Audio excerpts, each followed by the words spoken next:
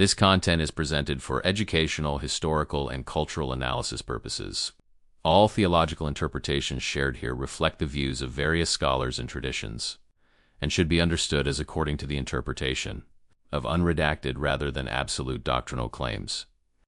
Viewers are encouraged to study, verify, and form their own understanding through personal research and spiritual guidance. 3.5 years without rain, no crops, no rivers replenishing, wells drying up, animals dying, people starving, and in the middle of all of that, one man alone, declared responsible for the whole disaster, somehow stayed alive. Not just alive, he traveled, he ate, he confronted kings, he outlasted an empire-backed persecution that had, according to the text, already killed every other prophet it could find. How did he actually do it? That's what we're going to explore today. Not as mythology, not as a children's Sunday school story, but as a serious look at the historical, geographical, and cultural realities that made Elijah's survival possible. Because when you study the landscape, the ancient Near Eastern context, and what the biblical text actually says versus what we assume it says, a remarkably coherent picture emerges. And it's far more interesting than the version most people know. Before we can talk about how Elijah survived, we need to understand what he survived in. The world of 9th century BCE Israel. The events surrounding Elijah are generally placed by historians in the reign of Ahab, king of Israel, a ruler who, according to the chronology most scholars work with, reigned from roughly 874 to 853 BCE. This places Elijah squarely in the 9th century BCE, during what historians call the Omride period, named after Ahab's father, Omri, who founded the dynasty. This is important because the Omride dynasty was not a minor local chieftaincy. Extra-biblical sources confirm its regional significance. Assyrian records from this period refer to Israel as the House of Omri,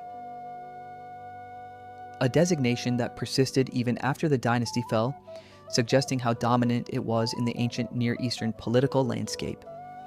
Ahab himself is mentioned in the Kurk monolith, an Assyrian inscription from the reign of Shalmaneser III, which records a coalition of kings who fought against Assyria at the Battle of Karkar in 853 BCE. Ahab's contribution, described as 2,000 chariots and 10,000 soldiers, was, according to the inscription, one of the largest in the coalition. This was not a weak or marginal kingdom. This matters for understanding Elijah's situation. He wasn't hiding from a petty local ruler. He was evading the apparatus of a sophisticated, regionally powerful state with military infrastructure, administrative reach, and, critically, an active royal household led by Jezebel, a Phoenician princess from Sidon, who, according to the text, drove an aggressive program of promoting Baal worship and eliminating prophets of the God of Israel. The threat was real. The infrastructure of that threat was real, and yet Elijah survived it. The drought itself, was it historical? Let's address the drought directly, because this is where the historical and textual questions intersect in fascinating ways. The drought is announced by Elijah in 1 Kings 17:1 in a single, abrupt verse.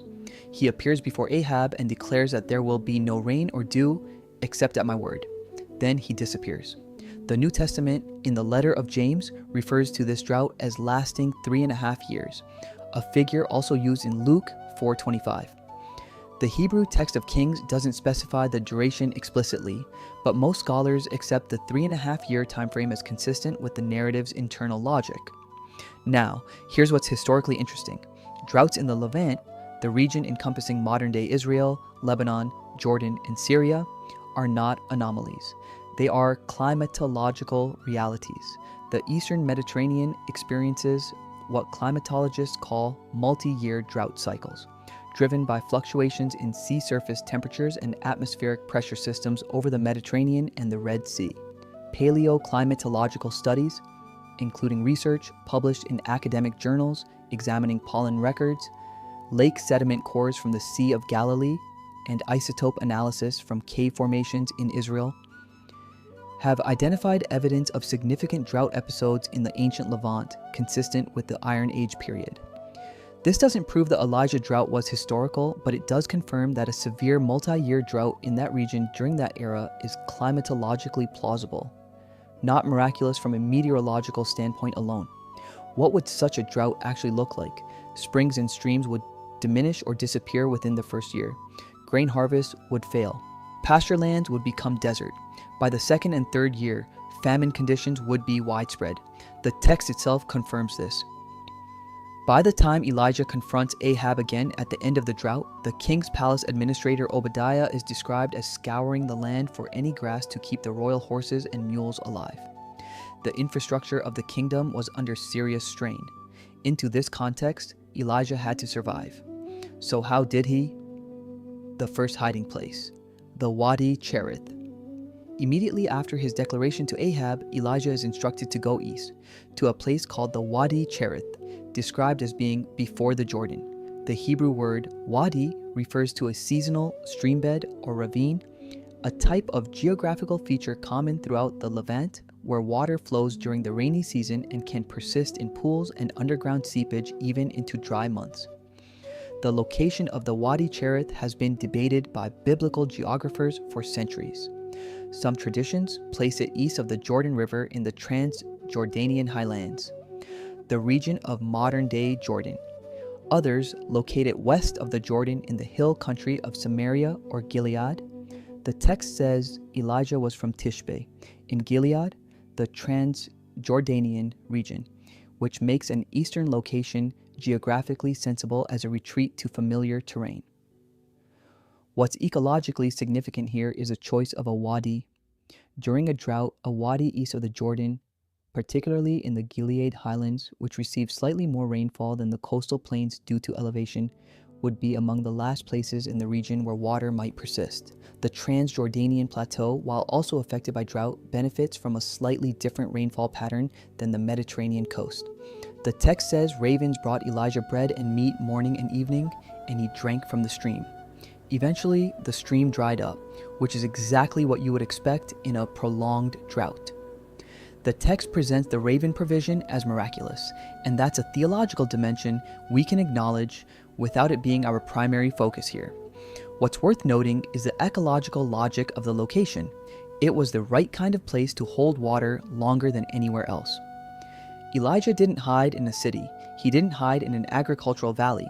He went to a remote ravine in highland terrain, the kind of place where a single person could survive on residual water and forage longer than anywhere else, and where the reach of Ahab's search parties would be limited. The geography of concealment. It's worth pausing here to think about the geography of ancient Israel and what hiding actually meant in that context. The kingdom of Israel under Ahab covered roughly the northern territories, Galilee, Samaria, and parts of the Jezreel Valley. It did not extend into the Negev desert to the south, which was the territory of Judah, and it certainly didn't extend into Phoenicia to the north or the Transjordanian wilderness to the east. The text tells us that Ahab searched for Elijah extensively, and that the search was thorough enough that Obadiah, when he meets Elijah, is terrified that Elijah will disappear again before Ahab arrives, making Obadiah look like he'd misled the king. According to the text, Ahab sent agents to search neighboring nations and made them swear oaths that Elijah wasn't there. But there's a fundamental limitation to any ancient search operation: communication speed. Without telegraph, without organized postal routes of the kind the later Persian Empire developed, a 9th century BCE search operation across a landscape of ravines, caves, and highland wilderness was inherently inefficient. A single man who knew the terrain, moved at night, and avoided the major roads could remain effectively invisible for months. Elijah, as a prophet from Gilead, almost certainly knew this landscape intimately. The second location, Zarephath. When the Wadi Cherith dried up, Elijah was directed to move to Zarephath, and this is where the survival story becomes genuinely remarkable from a historical and geographical standpoint. Zarephath was a Phoenician city located on the Mediterranean coast between Tyre and Sidon, in the region of modern-day Lebanon. It was outside the jurisdiction of Ahab's kingdom entirely. It was, in fact, Jezebel's home territory. Sidon was her father's kingdom. At first glance, this seems like the worst possible place for Elijah to hide, but on deeper analysis, it's actually one of the most strategically intelligent moves in the entire narrative. Here's why. Ahab's search, however thorough, within Israel would have been operating on the assumption that a fugitive prophet would flee away from the danger, southward into Judah, eastward into the desert, perhaps into remote wilderness areas. The idea that Elijah walked straight into the heartland of Jezebel's Phoenician origin, into the jurisdiction of her father's kingdom, would have been, from a purely tactical standpoint, a nearly unthinkable move. It's the ancient equivalent of hiding in plain sight by choosing the one direction no one would logically search. Additionally, and this is historically significant, Zarephath was a coastal trading city. The Phoenician city-states were among the most commercially interconnected societies of the ancient Near East. They had trade relationships with Egypt, Cyprus, Greece, and Mesopotamia. A stranger arriving in a port city like Zarephath, even during a regional drought, would not have been unusual. Traders, merchants, and travelers passed through constantly. The drought, according to the text, extended even to Zarephath.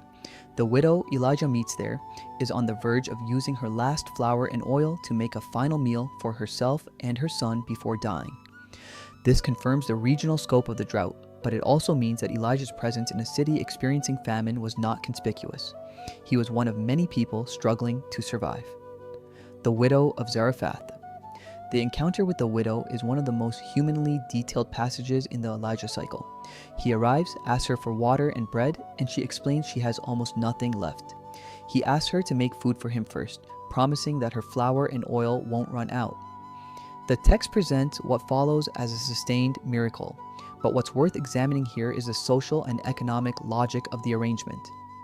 In the ancient Near East, a widow without male family protection was among the most economically vulnerable members of society. Without a husband, without adult sons, without the land rights that typically passed through male lineage, a widow was dependent on the generosity of community networks that, in a famine, would themselves be strained to breaking. Elijah's arrival represented something unusual, another adult in the household. In ancient economics, an additional working person, even a fugitive one, represented labor capacity, someone who could fetch water, gather wood, carry goods. In a subsistence survival situation, the marginal value of another capable adult is significant. The relationship described, Elijah living in the widow's household for what appears to be a substantial period of time, that fits a recognizable ancient Near Eastern pattern of reciprocal hospitality, shelter, and shared resources in exchange for labor, protection, and in Elijah's case, religious mediation. It wasn't charity, it was a survival alliance. What did he actually eat? This is a question the text answers in partial but specific ways, and it's worth looking at carefully. At the Wadi Cherith, ravens brought bread and meat. Whatever one makes of this theologically, the text specifies the food. Bread and meat. Bread in the ancient Near East was typically flatbread, made from barley or wheat, the most basic caloric staple of the region.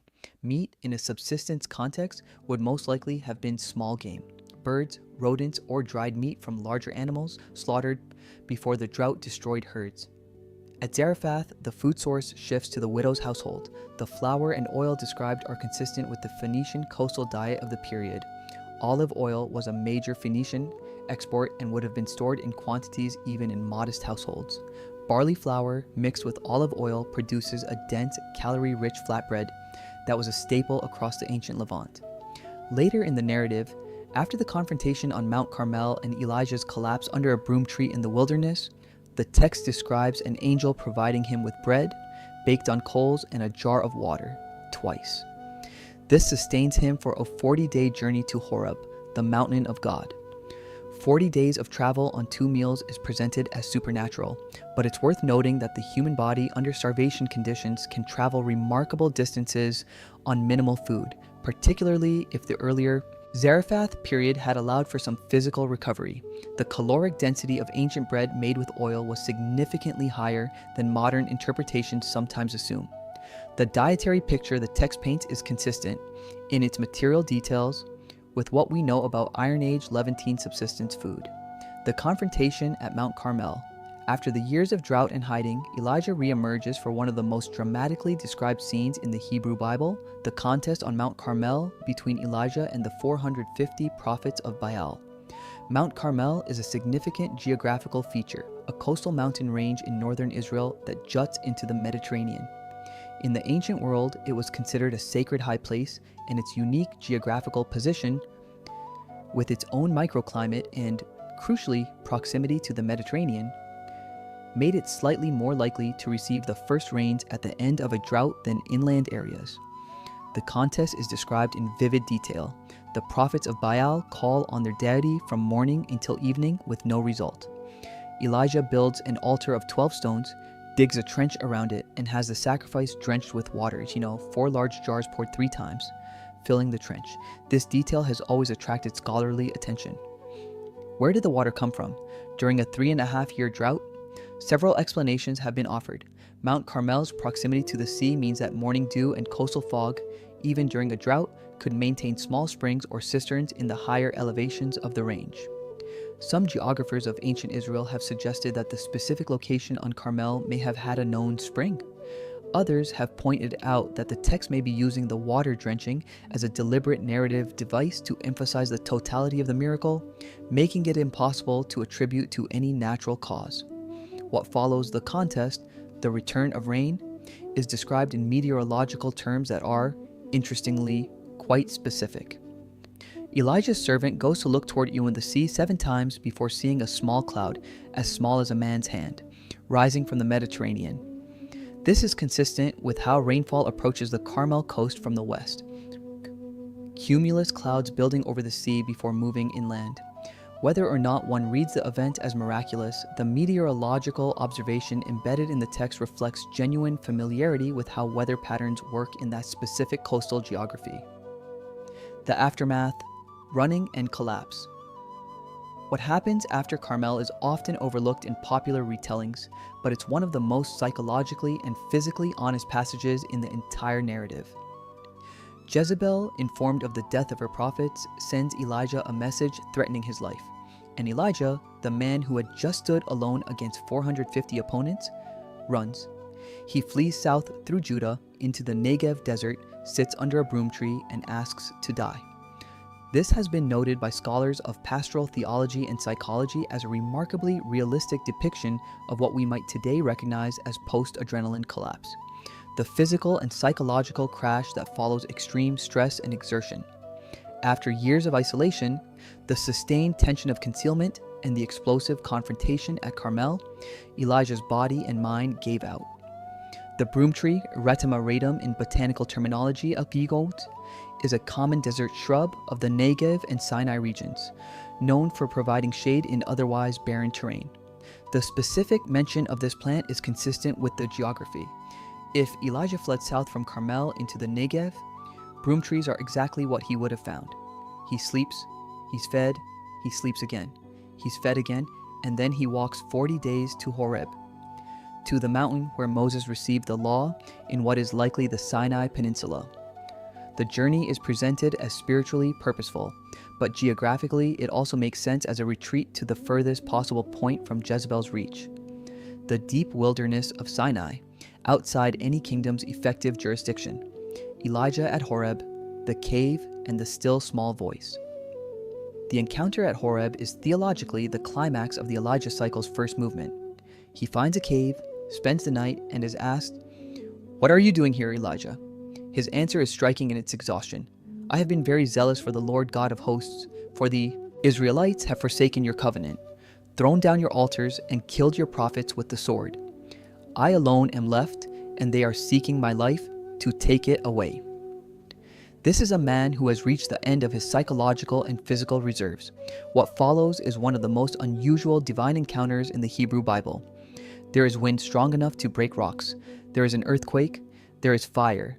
The text states explicitly that God was not in any of these. And then, kol damama daka, a phrase translated variously as a still small voice, a low whisper, or more literally, a sound of fine silence. Biblical scholars have wrestled with this phrase for centuries. What's narratively significant is the contrast with what came before at Carmel. The fire, the dramatics, the public demonstration. At Horeb, the encounter is intimate, quiet, and private. It's also directive. Elijah is given 3 specific tasks: anoint Hazael as king over Aram, anoint Jehu as king over Israel, and anoint Elisha as his prophetic successor. He's told, notably, that he is not alone. 7,000 in Israel have not bowed to Baal. This detail matters for the historical picture. The text suggests that Elijah's survival was not purely individual. There was a network, underground, quiet, dispersed, of people in Israel who maintained loyalty to the older religious tradition. 7,000 is likely a round number used to indicate a substantial but hidden community, rather than a precise census figure. But the implication is that Elijah had, or could have had, sympathizers across the kingdom. This changes the survival picture. A fugitive with a hidden network of sympathizers is in a fundamentally different situation than a single man alone in the wilderness. Obadiah, the hidden infrastructure of survival. This brings us to one of the most underexamined figures in the Elijah narrative, Obadiah. He is described as the palace administrator, in Hebrew, Asher al-Habayit, literally, the one over the house, a high-ranking official in Ahab's own court. And the text tells us, almost casually, that he had hidden 100 prophets of God in caves, feeding them bread and water during Jezebel's purge. Let that sit for a moment. The person responsible for protecting 100 fugitive prophets from Jezebel's campaign was Ahab's own household manager.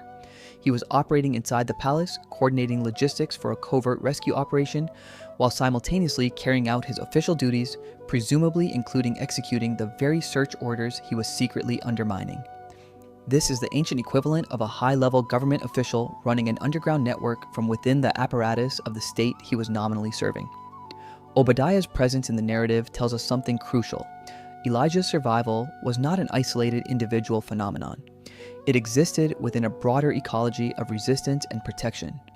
There were people with resources, food, water, shelter, information, who were actively working against Jezebel's program while maintaining their official positions. From a historical standpoint, this is entirely plausible. Court politics in ancient Near Eastern kingdoms were rarely monolithic. Officials served the crown for reasons of personal advancement, family obligation, and tradition, not ideological uniformity. A palace administrator who privately maintained older religious loyalties while publicly serving a queen promoting Baal worship is a recognizable figure in any era of history where public conformity masks private conviction. The 100 prophets hidden in caves with bread and water are also logistically interesting. Caves in the highland terrain of northern Israel are abundant. The Carmel Range, the Galilee Hills, and the Sumerian highlands are riddled with natural caves and cisterns.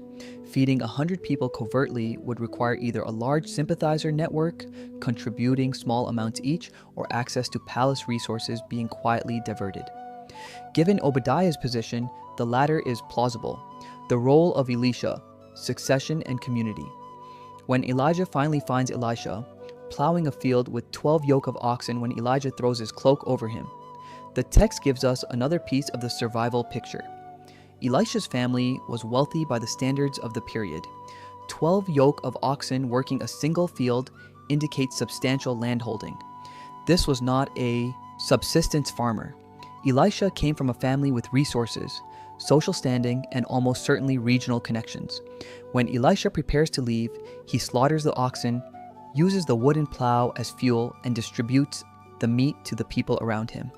A gesture that functions simultaneously as a farewell feast, a burning of his own bridges, and a public act of generosity that would have created obligation and goodwill in his community. The Elijah-Elisha relationship that follows is one of the longest sustained narrative arcs in the books of Kings. What it represents from a historical standpoint is the institutionalization of the prophetic tradition, the movement from an isolated charismatic figure to something with a more structured community dimension. The sons of the prophets mentioned in later chapters, prophetic guilds or communities, suggest that what Elijah began was, by Elisha's time, something with organizational continuity. Elijah survived in part because he was not as alone as he believed or as the persecution intended him to be. Why this story endured. The Elijah narrative became one of the most referenced passages in all of biblical literature. He is the only figure in the Hebrew Bible, other than Enoch, described as not dying in the conventional sense, taken up in a whirlwind rather than buried. The prophet Malachi, writing centuries later, predicts that Elijah will return before the great and terrible day of the Lord. In Jewish tradition, a place is set for Elijah at the Passover Seder. In Christian tradition, John the Baptist is interpreted by some texts as fulfilling Elijah's expected return. In Islam, the figure of Ilyas is mentioned in the Quran as a righteous prophet. The longevity of his cultural presence is remarkable, but it arguably traces back to the specific quality of his story. It is a story about perseverance under conditions of genuine, documented level threat. The drought was real in the sense that it described conditions climatologically possible for that region. The political threat from Jezebel was embedded in a historically traceable royal dynasty confirmed by external sources. The psychological realism, the collapse under the broom tree, the I alone am left despair, resonates precisely because it doesn't sanitize the human cost of the experience. Elijah survived not through invincibility, but through a combination of geographical intelligence, hidden community networks, the unexpected hospitality of a Phoenician widow in enemy territory, and, in the text's own framing, sustained divine provision that came not through spectacle, but through small, quiet material things. A jar of water, bread baked on coals, a whisper in the silence of a cave. What history can and cannot tell us. It's worth being honest about the limits of what we can establish historically about Elijah. Unlike Solomon, who appears in texts associated with a documented dynasty and a period confirmed by archaeology, Elijah appears in no extra-biblical source. His existence as a historical individual cannot be confirmed or denied from external records. The drought, as noted, is climatologically plausible, but not independently documented. The contest at Carmel, the encounter at Horeb, these are attested only in the text of Kings. What history can offer is context. The Omride dynasty was real and powerful, confirmed by Assyrian records.